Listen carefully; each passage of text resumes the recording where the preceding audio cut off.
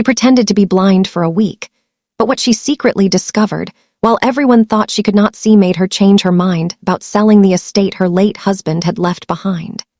Evelyn Carter was a wealthy Nigerian widow with a sprawling cocoa estate, a luxurious family mansion, and ancestral land worth millions. Yet after her husband's death, the people closest to her suddenly began treating her like she was helpless. Her husband's brother started pushing her to sell, the family lawyer rushed the paperwork, and her closest friend kept insisting that leaving was the best choice. But Evelyn could see perfectly. Behind dark glasses, she watched every movement, listened to every whispered conversation, and waited to discover what people truly wanted from her. Would her family steal from a woman they believed could no longer see? Would the people she trusted betray her? And what could she possibly discover in just 1 week that would make her abandon the decision she had already made? Evelyn stood beside the tall windows of the Carter family mansion, listening to the sound of vehicles leaving the estate. The property stretched across hundreds of acres of fertile Nigerian soil. Cocoa trees formed orderly green rows beyond the manicured gardens, while the mansion itself rose above the land with wide verandas, polished floors, carved wooden doors, and expensive imported furniture Daniel had collected during their marriage. Daniel had built the estate into a thriving agricultural business, but he had never treated it as merely a business. "This land belonged to my grandfather," he had once told Evelyn while they walked between the cocoa trees. "If I ever sell it, remind me who I am." Evelyn had laughed. "Why would I ever have to remind you?" Daniel had looked toward the distant village. "Because money can make people forget what they owe." 8 months later, he was dead. His death had been sudden. The official report said his heart had failed after years of untreated stress, but Evelyn still remembered how strangely weak he had seemed during his final week. Now Marcus, Daniel's older brother, was waiting in the sitting room with Richard, the family lawyer. Marcus was wealthy in his own right, but Daniel's estate was worth far more than anything Marcus possessed. "You need to stop carrying this burden alone," Marcus said gently. Evelyn turned toward him. "I have managed it for 8 months. Because you had no choice." Richard opened a leather folder. "The developer has increased the offer. If you sign this week, you could walk away with enough money to live comfortably for the rest of your life." Evelyn looked at the documents. The amount was enormous, but something about Richard's eagerness unsettled her. Then she remembered Daniel's final warning. "If everyone suddenly agrees with you, ask yourself what they know that you don't." Evelyn slowly removed her glasses. Her decision was made. If they wanted to see a helpless widow, she would give them one. And for 7 days she would watch them without letting them know she was watching. The next morning, Evelyn began the deception. She waited until breakfast, then deliberately dropped a glass from her hand. It shattered across the marble floor. "Evelyn," Helen cried, rushing toward her. Evelyn covered her eyes. I can't see." Room fell silent. Marcus stood so quickly that his chair scraped backward. Richard immediately reached for his phone. "Call the doctor." Evelyn kept her breathing unsteady, though her mind remained perfectly clear. A physician arrived within an hour and conducted several basic examinations. Evelyn carefully answered his questions without claiming complete blindness. "I can see light," she whispered, "but everything else is blurred." Doctor recommended a specialist examination. Evelyn agreed. She knew the diagnosis would eventually expose her if she allowed a thorough examination, so she privately arranged to postpone it, claiming she needed time to accept what was happening. By afternoon, dark glasses covered her eyes. She walked slowly with a polished wooden cane. And almost immediately, the household changed. Marcus became impatient whenever she asked for help. Richard began asking whether she could still legally manage the estate. Helen suddenly spoke to her in the soft, exaggerated voice people used with children. But one person behaved differently. Mrs. Grace, the elderly housekeeper who had served Daniel's family for more than 30 years, quietly moved furniture away from Evelyn's path. "Be careful, madam," she whispered. Evelyn smiled beneath her glasses. "Thank you, Grace." Grace hesitated. "There are people who become careless when they think nobody can see them." Words stayed with Evelyn. That evening, she deliberately left an expensive diamond bracelet on the sitting room table. She heard footsteps approach. Marcus's wife, Cynthia, entered. Evelyn remained perfectly still. Cynthia picked up the bracelet. For several seconds, there was silence. Then she called for Grace. "I found Madam's bracelet. Please lock it away." Evelyn's suspicions shifted. Not everyone was what they seemed. Later that night, Evelyn heard voices outside her bedroom. Marcus was speaking quietly to Richard. "If she can't see, she can't manage the estate," Richard answered. "Then we need her signature before she gets another opinion." Evelyn's hand tightened around her bedsheet. The game had begun. By the second day, Evelyn understood that pretending to be blind was harder than she had imagined. Every movement had to be deliberate. She counted her footsteps, memorized where furniture had been moved, and kept her eyes lowered whenever someone entered the room. But the blindness was already revealing something her eyes had never shown her. At breakfast, Evelyn deliberately knocked over her purse. Several banknotes scattered across the polished floor. She remained still. "Don't worry, madam," Samuel, the young estate manager, said.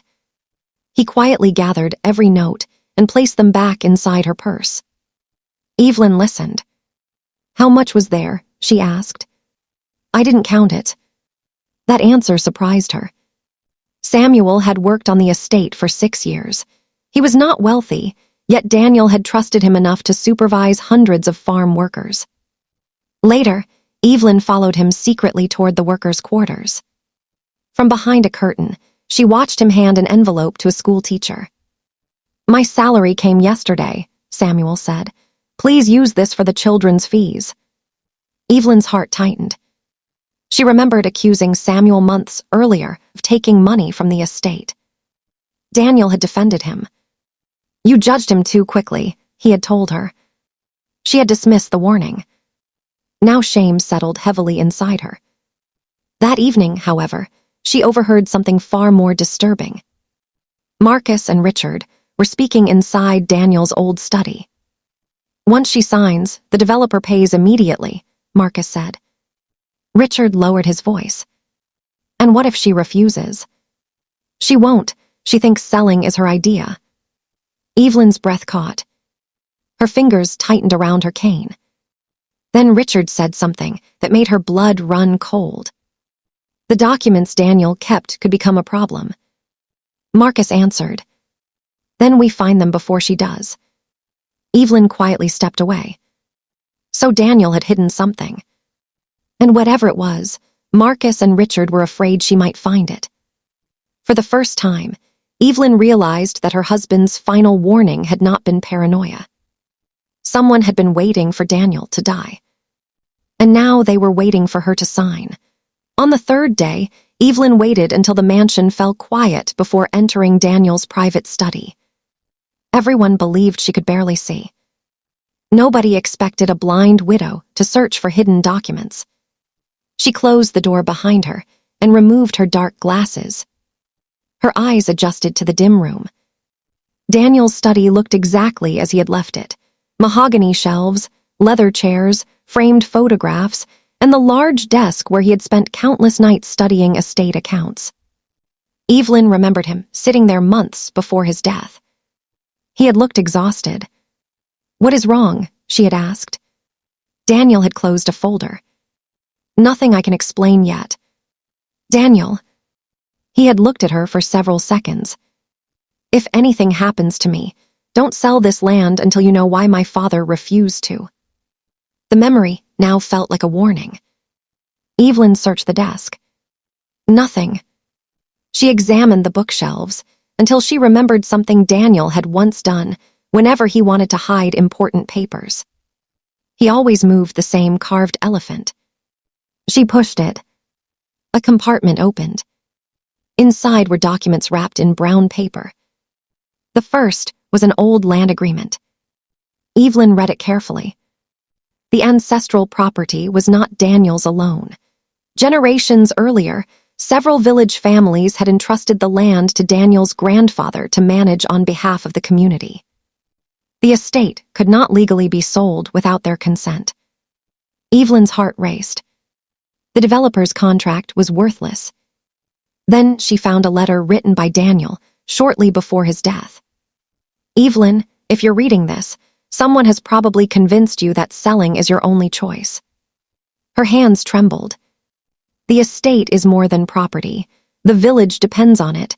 I discovered someone is trying to force a sale. I don't know whom I can trust. Evelyn stopped breathing. Then another document slipped from the envelope. A payment record. Money had been transferred from the developer to Richard. Evelyn stared at the figures. Her trusted lawyer was being paid by the people buying her land. But why? And what else had Daniel discovered before he died? By the fourth day, Evelyn no longer knew whom to trust. That night, she noticed Mrs. Grace entering Daniel's study after everyone had gone to bed.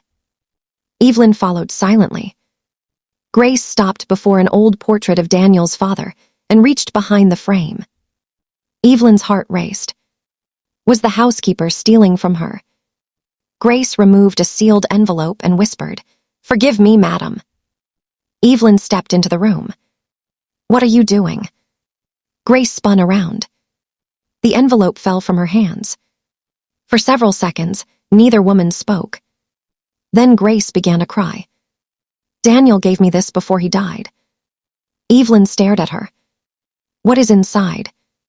"He told me not to give it to you, unless you were ready to understand what this land means." Evelyn opened it. Inside was an old photograph of Daniel as a boy, standing beside his father and several village elders. On the back, Daniel had written, "This land belongs to more people than those who live in this house." Grace explained that Daniel had secretly used part of the estate's profits to fund the village school, medical clinic, and water project. "He never told you?" Evelyn asked. Grace shook her head. "He wanted you to know that the land was a responsibility, not just an inheritance." Evelyn remembered Daniel returning home, exhausted after village meetings. She had complained that he spent too much time helping people who could never repay him. He had simply smiled. Not everything valuable is measured by what it returns. Now those words pierced her. Evelyn looked at the photograph again. "I was going to sell everything."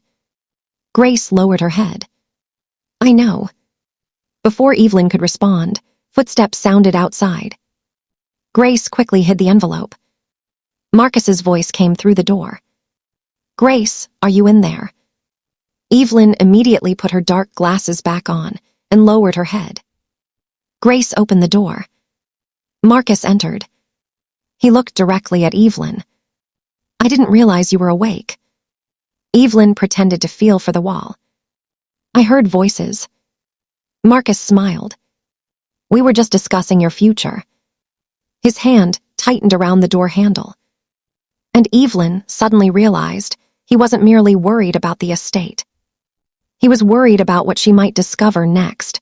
By the fifth day, Evelyn decided to test the people who were closest to Daniel. She deliberately told Marcus that she had found one of Daniel's missing files. She knew it was a lie. Marcus immediately became tense. "Which file?" he asked. Evelyn tilted her head, as though struggling to see him. "I don't remember. Something about the land." Marcus forced a smile. "Don't worry yourself with Daniel's old paperwork." But Evelyn heard the fear beneath his calm voice. That evening, she followed him. From the hallway, she watched Marcus enter Richard's office through the back door. The two men spoke in whispers. "She found something," Marcus said. Richard looked alarmed. "How much?" "I don't know. We need to get those documents before she does." Evelyn covered her mouth. They were working together. Then Marcus revealed something worse. "Once the developer takes the land, we split the difference. She gets enough money to disappear, and we get what Daniel should have left us." Evelyn's heart hardened. Her husband's brother had never been protecting her. He had been waiting for her to become vulnerable. But then another voice came from outside. Helen, Evelyn's closest childhood friend. She heard Helen pleading with Marcus. "You promised you wouldn't hurt her." Marcus answered coldly. Then stop asking questions. Helen began crying. I only gave you information because you threatened to expose my debt. Evelyn froze. Helen had been helping Marcus, but not because she wanted Evelyn's money. She had been trapped. Before Evelyn could hear more, footsteps approached. She slipped away. Later that night, she found Samuel in the workers' compound. Marcus had accused him of stealing estate funds earlier that day. Evelyn expected Samuel to be angry. Instead, he calmly showed her something he had kept for months, receipts proving every payment he had made from his salary to help struggling workers. I don't need to steal from the man who gave me a job, Samuel said. Evelyn looked at him through her dark glasses. She remembered Daniel telling her, judge people by what they do when nobody is watching. For 5 days, Evelyn had been pretending not to see. Now she was finally seeing clearly. But one question remained. Was Daniel's death really natural? By the 6th day, Evelyn could no longer ignore the question that had haunted her since Daniel's death. Was his death really natural? She returned to his study and searched through the medical documents she had previously overlooked. Daniel's official report stated that he had suffered a fatal cardiac episode. But beside it was a prescription showing medication he had been taking for his heart. Evelyn remembered his final evening. Daniel had been sitting at the dining table, unusually pale. Are you feeling well? She had asked. He had touched her hand. I'll be fine. Then Richard had arrived, carrying a bottle of expensive wine. I brought this for you, Daniel. Daniel had smiled. You're too generous. That had been the last dinner they shared. Now Evelyn found the hospital record from that night. Daniel's medication could react dangerously with certain substances. The report did not prove he had been poisoned, but it raised a question that could no longer be ignored. Why had Richard brought him that wine? Evelyn's hands trembled. She searched further and discovered a phone record showing Richard had called the developer shortly before Daniel became ill. Then she found something even more disturbing. Daniel had written a note on the back of an old account statement. Richard knows about the land. Do not trust his advice. Evelyn sat down. For months, she had believed Daniel died from illness. Now she wondered whether someone had taken advantage of his condition to silence him. But she refused to accuse anyone without proof. She secretly photographed the documents and contacted a trusted police investigator outside the family.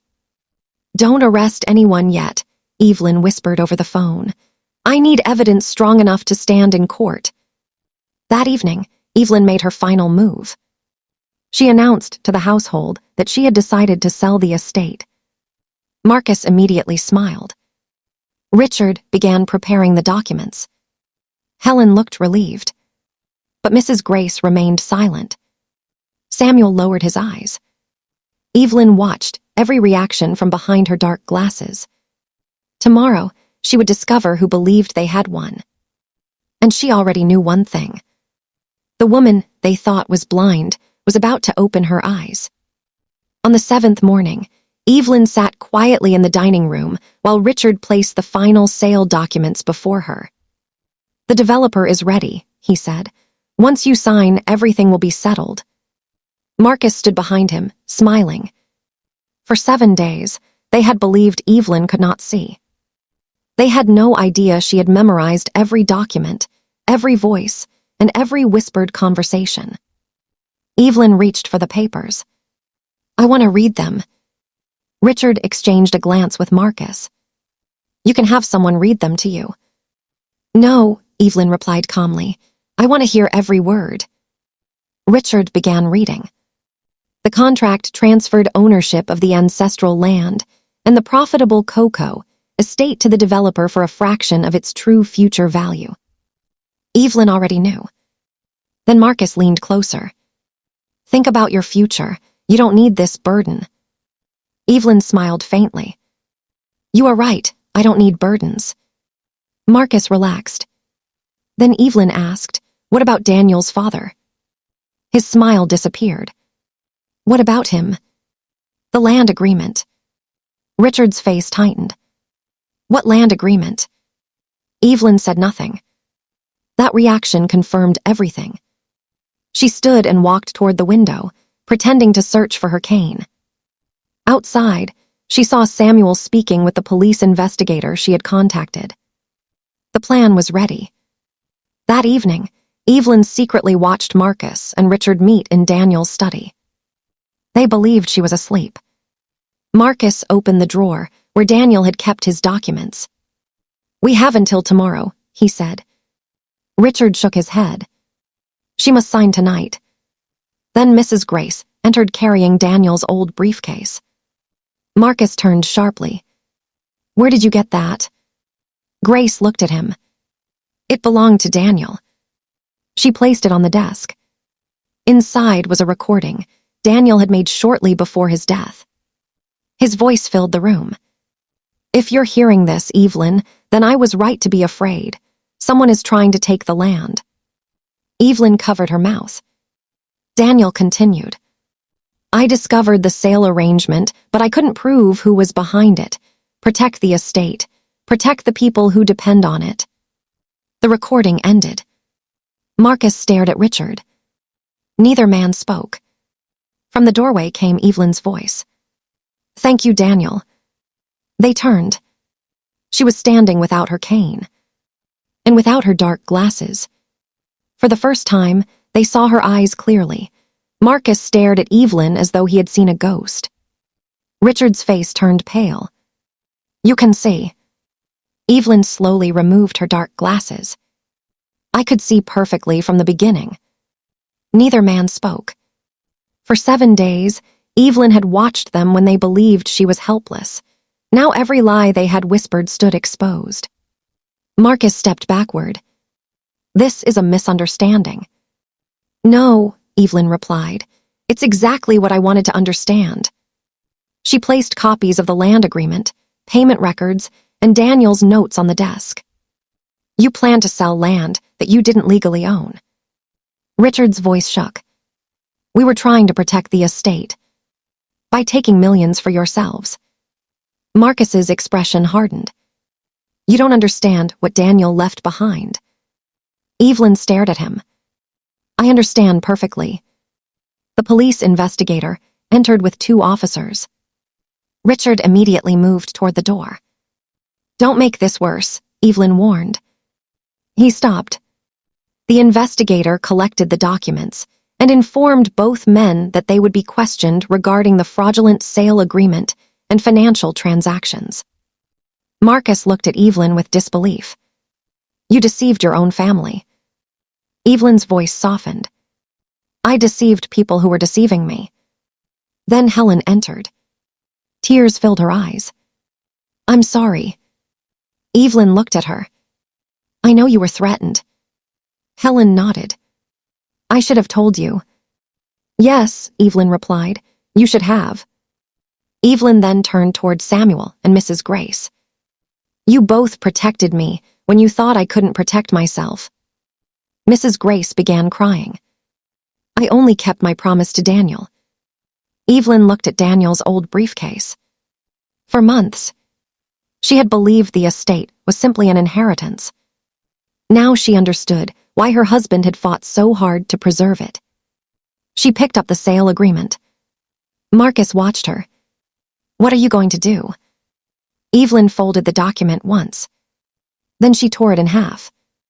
"I'm not selling." She looked through the window toward the cocoa fields and the village beyond them. "But I'm not keeping everything for myself either." The following decision would change the entire estate. 3 months later, the Carter estate looked different. The cocoa farms were still thriving, but the money was now being managed through a transparent community trust. Part of the profits funded the village school Daniel had secretly supported, while another portion paid for a small medical center and clean water project. Evelyn had kept her promise. She had not sold the ancestral land. Instead, she had completed what Daniel had started. Samuel became the estate's operations manager, not because Evelyn pitied him, but because his honesty during the week had earned her trust. Mrs. Grace remained beside Evelyn, carrying the old wisdom Daniel's family had nearly forgotten. Marcus and Richard faced legal proceedings for their roles in the fraudulent sale arrangement. Helen, ashamed of her silence, apologized to Evelyn and eventually began rebuilding their friendship through actions rather than promises. One evening, Evelyn stood beneath the same cocoa trees where Daniel had once warned her not to forget what the land meant. She remembered his final words. Money can make people forget what they owe. She finally understood. The week she had pretended to be blind had begun as a test of other people. But it had become a test of herself. She had thought the estate was a burden. She had thought everyone around her wanted something from her. She had even been ready to walk away from the land Daniel had spent his life protecting. Yet when she stopped relying on what people showed her openly and listened to what they said when they believed she could not see, the truth emerged. Evelyn looked toward the renovated school, where children were leaving their classrooms. Mrs. Grace approached. "Do you ever regret pretending to be blind?" Evelyn smiled. "Not for one day." She looked across the estate. "I thought I was pretending not to see them." She paused. "But they were the ones who finally showed me everything." The lesson stayed with her. Sometimes, you have to stop looking at what people want you to see before you can discover who they truly are. Evelyn had pretended to be blind for 1 week, but the results had made her change her mind and ultimately changed the lives of everyone who depended on her.